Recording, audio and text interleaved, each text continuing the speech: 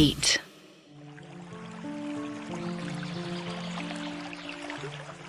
झरना तेजी से बह रहा था। आसपास से सुंदर मधुर आवाजें आ रही थी।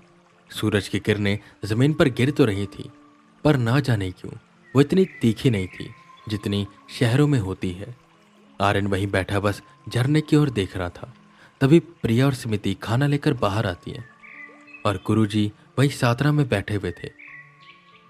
चलिए सब खाना खा लीजिए, प्रिया ने कहा, जिस पर गुरुजी उठे। आर्यन भी उनके पास आया। वो सब वहीं पर बैठ गए जहां पिछली रात बैठकर बातें कर रहे थे। थाली में फिर से दाल चावल देख आर्यन किलसा और गुरुजी से बोला, गुरुजी, आपकी रसोई में क्या बस दाल चावल ही है? सुबह तो अच्छा पोहा बना था चाय के साथ, खाया था, मस्त मजा आ गया। ये फिर से दाल चावल? कल रात को तो दाल चावल खाए थे। जिस पर गुरुजी कहते हैं, बेटा, रसोई में तो तरह तरह की सब्जियां हैं और कोई कम पड़े तो मेरी कुटिया के पीछे मैंने एक छोटी सी क्यारी बना के रखी है, वहां पर ताजी सब्जियां उगाता हूं मैं। देखो, मैं नहीं जानता बेटियों ने दाल चावल ही क्यों बनाया। बस इतना सुनने की देर भर थी कि किलसा व आर्यन प्रिया की आंखों में देखता है और घूरते हुए कहता है, प्रिया, तुम्हें क्या दाल चावल से प्यार है? जब देखो दाल चावल दाल चावल। रोटी बनाने में तुम्हारे हाथ घिसते हैं क्या? कोई सब्जी भी बना लिया करो साथ में। प्रिया ने हल्का सा मुंह टेढ़ा किया और कहा, आर्यन, एक तो सर जंगल में गए हुए हैं, भूखे पेट है, और तुम्हें 56 भोग करने हैं। जब सर आएंगे मैं उनके लिए अच्छी सी सब्जी बनाऊंगी और उनके आने पर खुशी भी बनाई जाएगी, पर तब तक जो बन रहा है वही खाओ। कम से कम उनके साथ भूखे नहीं रह सकते, यहीं पर थोड़ा तुम एडजस्ट कर लो। नहीं, तुम्हें तो 56 भोग खाने हैं। गुस्से में दाल चावल खाता आर्यन बोला, तुम उन्हें जानती नहीं हो, ये उनके लिए कुछ भी नहीं है। इससे भी खतरनाक जगह पर वो रह चुके हैं। मुझे अभी भी याद है, एक बार बता रहे थे कि वो 2 घोड़े लेकर दानवों की भूमि से गुजरे थे। वहां अलग अलग तरह के दानव थे जो उन पर हमला करने आए थे। उनसे लड़कर सर उन 2 घोड़ों को हिमालय पर लेकर गए थे। ये है मेरे सर। और भालू क्या चीज है? उसे तो वो वैसे उठाकर फेंक देंगे। जिस पर गुरुजी उन दोनों को शांत कराते हैं और कहते हैं, बेटा, खाना खाते वक्त बात नहीं की जाती और तुम दोनों तो लड़ रहे हो। और रही बात उस वक्त की, तो वो जो 2 घोड़े थे, एक काला था और एक सफेद। एक दर्शाता था रोशनी को और सत्य को, और एक दर्शाता था अंधकार और असत्य को। सफेद घोड़ा तो रात में और दिन में रह सकता था, पर काला घोड़ा बस अंधकार में ही रह सकता था। तो दिन में उसे ले जाना मुमकिन था ही नहीं, और रात के समय दानवों की भूमि से उसे लेकर जाना खतरे का काम था। पर वेदा ने उस जोखिम को उठाया और अपना काम पूरा किया। तरह तरह के असुर थे, उनसे लड़े वो। प्रिया और स्मिति ये सब गौर से सुन रही थी, पर वहीं अपनी छाती फुलाए ऐसे खाना खा रहा था जैसे वेदा की नहीं बल्कि उसकी तारीफ हो रही हो। पर अगले ही वाक्य ने आर्यन को ऐसा झंझोड़ा कि मुंह में जाता निवाला रुक गया। पर आर्यन, तब उनके पास उनकी ताकतें थी, और वो ताकतें अब नहीं है। वो बस एक सामान्य इंसान है। उन्हें दूसरी दुनिया की ताकतें दिखाई देती है, पर यह भी कोई भाग्य की बात नहीं है। जिसे ये सब ताकतें दिखाई देती है वो उस पर ज्यादा हावी होते, क्योंकि उन्हें तो चाहिए ही होता है कि तुम उन्हें देखो, वो तुम्हें अपनी मौजूदगी का एहसास कराएं। और ऐसे में अगर तुम उन्हें देख पा रहे हो तो ऐसे में तुम्हारे लिए खतरा बढ़ जाता है। वेदा इस समय खतरे में तो है। अब सबके खाने रुक गए थे सिवाय गुरुजी के। वो खाना खाते रहे जैसे जानते हो कि क्या होगा। खैर, उन सबका खाना खत्म हुआ। स्मृति बर्तन धो रही थी, वहीं गुरुजी प्रिया को उसकी शक्तियों का बोध करवा रहे थे, उसे ज्ञान दे रहे थे। और वहीं आर्यन दाल चावल खाकर मस्त पेड़ की छांव में सो गया था।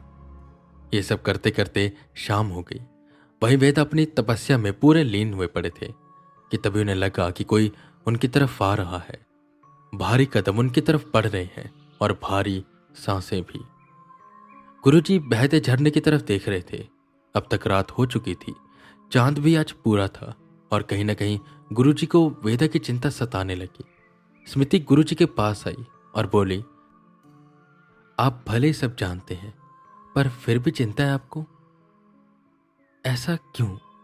जब भविष्य में जो होना है वो तय है, तो किस बात की चिंता? जिस पर गुरुजी ने बड़ा सुंदर सा उत्तर दिया, बिल्कुल बेटी, जो लिखा है वही होना है, पर वो बदला भी जा सकता है। मेरी कुछ कुछ बातें तुम्हें विवादित जरूर लगेंगी, पर ये मेरा खुद का तजुर्बा है। जो लिखा है हमारे भाग्य में वो होगा, पर हमारे कर्म भी उस पर निर्भर करते हैं। अब कोई अपनी कुंडली लेकर किसी पंडित के पास जाए और पंडित से पूछे कि इसमें क्या है, और अगर वो पंडित कहे कि तुम्हारी कुंडली में लिखा है कि तुम्हें बहुत अच्छी नौकरी मिलेगी, तो शख्स क्या करेगा? घर में बैठ जाएगा, लिखेगा पढ़ेगा नहीं, बोलेगा मेरे भाग्य में तो लिखी है नौकरी। तो तुम बताओ, क्या उसे नौकरी मिलेगी? नहीं मिलेगी। गलती उस शख्स की है जो भाग्य के भरोसे बैठ गया। अगर भाग्य में लिखा है कि अच्छी नौकरी मिलेगी, तो उसे कर्म करने पड़ेंगे। उस अच्छी नौकरी को पाने के लिए मेहनत करनी पड़ेगी। ऐसे बैठे बैठे कुछ नहीं मिलता। पर हां, अगर किसी के भाग्य में नहीं लिखा कि उसे नौकरी मिलेगी, और अगर तब भी वो मेहनत करता है, और इस कदर मेहनत करता है कि सब कुछ छोड़ देता है और बस मेहनत मेहनत मेहनत, तो शायद उसे नौकरी मिल जाएगी। वो अपने भाग्य को बदल सकता है, और बिल्कुल बदलता है। मैंने खुद ये सब चीजें देखी हैं, इसलिए मुझे थोड़ी सी चिंता है। कि तभी आर्यन पीछे से आता है, प्रिया, आज बढ़िया से आलू शिमला मिर्च की सब्जी बनाओ, रोटी के साथ वो भी, और कद्दू और पूड़ी भी बनाओ, क्योंकि सर थके हारे आएंगे तो खाना जरूर खाएंगे। यह सुन गुरुजी पलटे और बोले, क्या बकवास है ये आर्यन? वेदा अभी आ ही नहीं सकते। उसने अभी अपनी तपस्या पूरी तक नहीं की है। वो एक तेज पुरुष जरूर है, पर एक पुरुष है, और एक तेज पुरुष को भी कम से कम हफ्ता लगता है। तो कैसे वो आएंगे? अगर तुम्हारा खाने का मन है तो मैं बनवा देता हूं, पर तुम वेदा के नाम का उपयोग मत करो। आर्यन ने बात काटी और कहा, मैं जानता हूं मेरे सर को, ताकत हो या ना हो, वो वेदा है, कोई सामान्य पुरुष नहीं। वो आज ही आएंगे, और ये मेरा वादा है आपसे, आज ही रात्रि के 12 बजे से पहले देख लीजिएगा आप। प्रिया ये सब सुनकर चौंक गई और बोली, गुरुजी भविष्य देख पाते हैं, उन्हें ज्यादा पता है कि तुझे। जिस पर आर्यन कहता है, गुरुजी मैं क्षमा चाहता हूं, मुझे आपकी इन सिद्धियों पर कोई शक नहीं है, पर आप भविष्य देख सकते हैं, मुझे इनकी काबिलियत पर बिल्कुल भी शक नहीं है। मैं पूरे विश्वास के साथ कह रहा हूं, पंडित वेदांत मिश्रा आज ही लौटेंगे, रात्रि के 12 बजे से पहले। इसलिए जाकर तुम खाना बनाओ। सर आएंगे, थके होंगे, उन्हें भूख लगी होगी। आर्यन की आवाज में इतना आत्मविश्वास देखकर सब चौंक से गए, और सच में प्रिया खाने में वही बनाने गई। पर गुरुजी आर्यन की बात से सहमत नहीं हुए। कहीं ना कहीं वो ये जानते थे, वेदा ने बहुत बार अपने भाग्य में लिखी बातों को झुठलाया है, पर क्या एक बात वो झुठला पाएंगे? क्या सच में वो आ जाएंगे? वहीं दूसरी तरफ भालू जोर जोर से दहाड़ रहा था, और वेदा उससे लड़ रहे थे। पर भालू से लड़ पाना आसान बात नहीं थी। उनके शरीर पर काफी चोटें आ चुकी थी, और पैर भी छिल चुके थे। पर क्या वो उसे हरा पाएंगे? क्या आर्यन की बात सच होगी, और क्या ये गुरुजी ने जो सोचा है वो सही होगा? ये अब तक किसी को भी पता नहीं था।